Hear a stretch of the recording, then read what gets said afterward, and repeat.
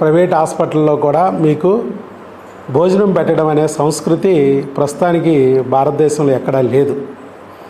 కానీ ఇక్కడ ఆగస్టు 2025 నుంచి ఇప్పుడు వరకు దాదాపు 7 నెలల నుంచి నిత్య అన్నప్రసాద వితరణ కార్యక్రమం కింద మన హాస్పిటల్కి వచ్చిన పేషెంట్లకి భోజనం పెట్టడం అనేది జరుగుతూ ఉంది. ఎందుకు ఇది పెడుతున్నామంటే మీరు అందరూ సంతానం కోసం వచ్చారు, అంతే కదా, ఒక బిడ్డ కోసం వచ్చారు. ఎలా వచ్చారు ఇక్కడికి? ఒక యూట్యూబ్లో వీడియో చూసో లేకపోతే స్నేహితుడో బంధువులో తెలియజేస్తే ఇక్కడికి రాగలిగారు. మరి ఇక్కడికి వచ్చారు అంటే మీ వెనకాల ఎవరో ఒకరు తీసుకొచ్చారు. ముఖ్యంగా మీరు ఇక్కడికి రాకుండా చేయడానికి చాలా దెయ్యాలు ప్రయత్నిస్తాయి. సందులో డాక్టర్ లేడా, గొంతులో డాక్టర్ లేడా, అంత దూరం వెళ్ళాలా ఎందుకు అని చెప్పి మిమ్మల్ని ఆ దెయ్యాలు ఆపడానికి ప్రయత్నించినా మీ తండ్రి అయిన దేవుడు మీకు బిడ్డని ఇవ్వాలని, అది కూడా ఐవీఎఫ్ లేకోకుండా ఆపరేషన్ లేకోకుండా మీకు ఒక సంతానం ఇవ్వడానికి పిచ్చుకలకి దారాలు కట్టి లాక్కొచ్చినట్టు ఇక్కడికి లాక్కొచ్చారు కాబట్టి మీరు వచ్చారు. సో మీరు గుడికి వెళ్ళినా, చర్చికి వెళ్ళినా, మసీదుకి వెళ్ళినా ఎలాగైతే ప్రసాదం వస్తుందో ఇది కూడా భగవంతుడు తీసుకొచ్చిన ఒక దేవాలయం లాంటిది కాబట్టి ఇక్కడ కూడా మీకు ప్రసాదం అందాలనే ఉద్దేశంతో మేము ఈ కార్యక్రమం ప్రారంభించాం. చాలా దూరాల నుంచి తినక ఇక్కడికి వస్తారు.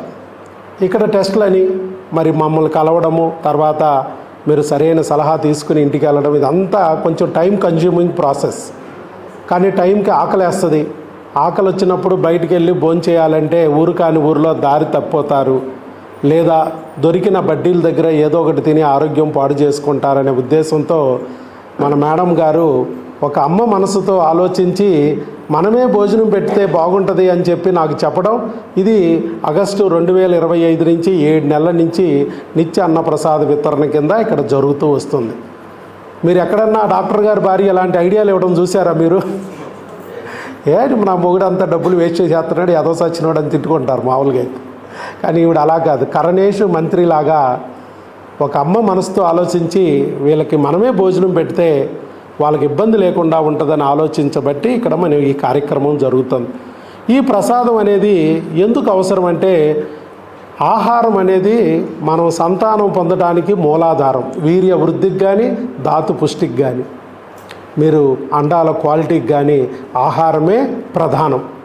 మరి ఎలాంటి ఆహారం తీసుకోవాలంటే అందరికీ తెలుసు, మంచి ఆహారం తీసుకోవాలి. ఏది మంచిది అనేది చెప్పడానికి కూడా ఇక్కడ మిమ్మల్ని కూర్చోబెట్టాం. 3 రకాలుగా అయితే అది మంచి ఆహారం అవుతుంది అన్నాం. ఒకటి, మంచి మనసుతో అది వండుకోవాలి.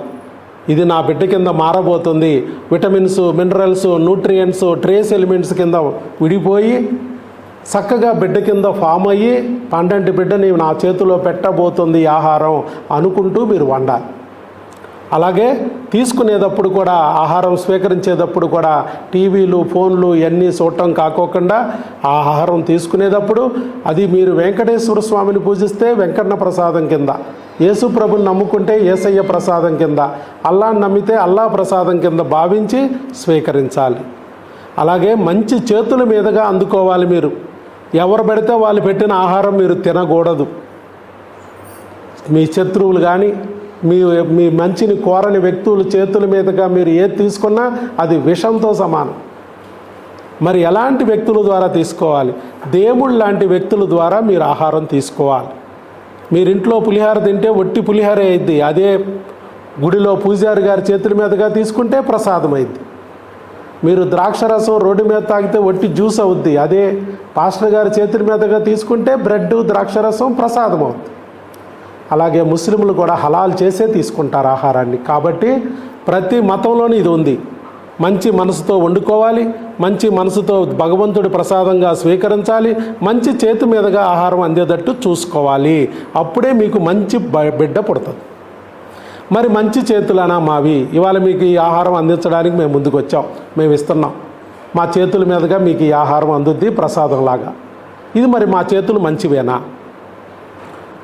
16,000 మందికి ఒక్క ఐవీఎఫ్ లేకుండా, ఒక్క ఆపరేషన్ లేకోకుండా ప్రెగ్నెన్సీలు తెప్పించిన ఏకైక డాక్టరు ప్రపంచంలో డాక్టర్ వైఎస్ బాబు. చెయ్యి మంచిదా కాదా? అంటే భగవంతుడు మా చేతుల మీదుగా ఈ కార్యక్రమం నడిపిస్తున్నారు అంటే ఆయన మమ్మల్ని సెలెక్ట్ చేసుకున్నాడు అనే ఆలోచనతో మరి మేము చేసిన ఇన్ని పుణ్యకార్యాల వల్ల వచ్చిన ఫలితం అంతా మా చేతుల ద్వారా మీకు ఆ అన్నప్రసాదం అందితే మీకు కూడా మీరు అనుకున్న కోరిక నెరవేరి మీకు బిడ్డ పుట్టొచ్చేమో, చక్కగా భగవంతుడి ప్రసాదం ఆ బిడ్డ మీకు అందితే మీరు మాతృదేవత పితృదేవతలు అవుతారు, దేవుళ్ళు అవుతారు. సంవత్సరానికి 500 ఫీజు అయినా కూడా 7 నెలల నుంచి నిత్య అన్నప్రసాదం లాగా వచ్చిన పేషెంట్లకి భోజనం పెట్టుకోగలుగుతున్నా నేను. అంటే నెలకు 2 లక్షలు 3 లక్షలు తీసుకుని ఐవీఎఫ్లు చేసే డాక్టర్ పెట్టలేరా? నాకన్నా ఈజీగా పెట్టచ్చా? మరి ఎందుకు పెట్టట్లేదు? వాళ్ళకి ఆలోచన వచ్చి ఉండకపోవచ్చు.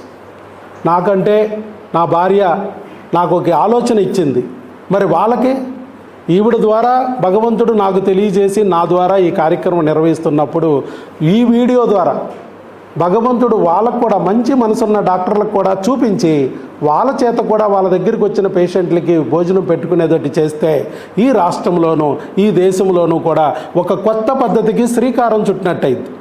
చక్కగా ఒక మంచి కార్యక్రమంలో, ప్రపంచాన్ని మార్చే ఒక అద్భుతమైన కార్యక్రమంలో, భగవంతుడు నిర్ణయించిన ఈ కార్యక్రమంలో మేమందరం ఇన్వాల్వ్ అవ్వగలిగాం. ఆ భగవంతుడి ప్రసాదాన్ని తీసుకునే అదృష్టం కలిగింది అనే భావనతోనే మీరు ఈ ఆహారాన్ని తీసుకోండి. చక్కగా మీరు అనుకున్న కోరిక ఏదైతే అది చక్కగా నెరవేరాలని, మీరు అనుకున్న ఆ బిడ్డ తొందరలోనే మీ చేతిలోకి రావాలని చక్కగా దీవిస్తున్నాను. All the best. God bless you.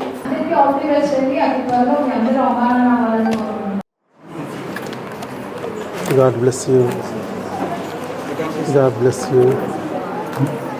God bless you, Ma. God bless you, Andy. God bless you. God bless you, Andy. God bless you. God bless you, Ma. God bless you. God bless you.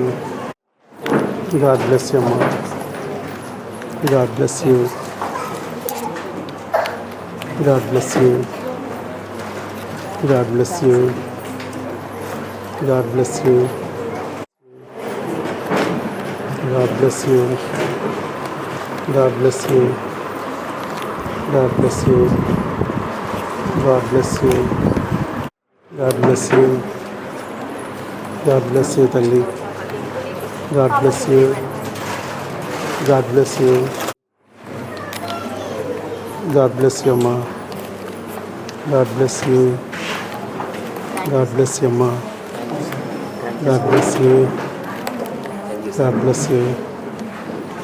God bless you. God bless you. God bless you. God bless you, Ma. God bless you. God bless you. God bless you. God bless you. God bless you.